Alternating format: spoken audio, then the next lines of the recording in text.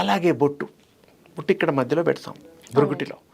అక్కడ పసుపుతో చేసి కుంకుమ చేసి పెట్టినప్పుడు ఇక్కడ మరి భృగుటిలో పెట్టడం వల్ల ఆ వేడి, ఉష్ణోగ్రత, తేజస్సు దాన్ని కాపాడుతూ మొహానికి అందం కూడా, బొట్టు పెట్టుకోకపోతే అందం ఉండదు. ఇంత పెద్ద అందమైన మొహానికి అది ఇంకా మహా ఆనందం. ఆ బొట్టు పెట్టుకోవడం వల్ల ఎదుటివాడి దుష్ట చూపులు మీకేం కావు. మనం అప్పుడప్పుడు వంటలు బాగా వండుకుంటే ఎవరైనా వస్తే దిష్టి తగులుతుంది రానివ్వం కిచెన్లో, కావాల్సిన కర్టెన్ వేస్తాం. అవునా, అది జనరల్. ఇక్కడ బొట్టు ఎదుటివాడి దృష్టి నుంచి చెడు రకమైనటువంటి కిరణాలని అది రాకుండా చేస్తుంది, ఆపుతుంది. బొట్టు అంత గొప్పది, అది తేజోమయం అయిపోతుంది.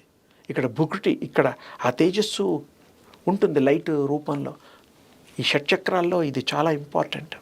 కళ్ళు మూసుకొని ధ్యానం కూడా ఇక్కడే చేస్తారు భృకుటిలో చాలామంది. నాసికాగ్రం మీద కూడా చేస్తారు. అలా చూసి ఇలా కళ్ళు పైకి ఇలా పెట్టేసి చేయడం వల్ల ఆ జ్యోతిని యొక్క ట్రాన్స్మిషన్ స్వీకరించడం. సూర్యోపాసన ఇందాక చెప్పాను చూడండి, ఆ మాదిరిది అనమాట. అది చేసుకుంటే బొట్టు అలా ఉంటుంది, హారతి ఇలా ఉంటుంది,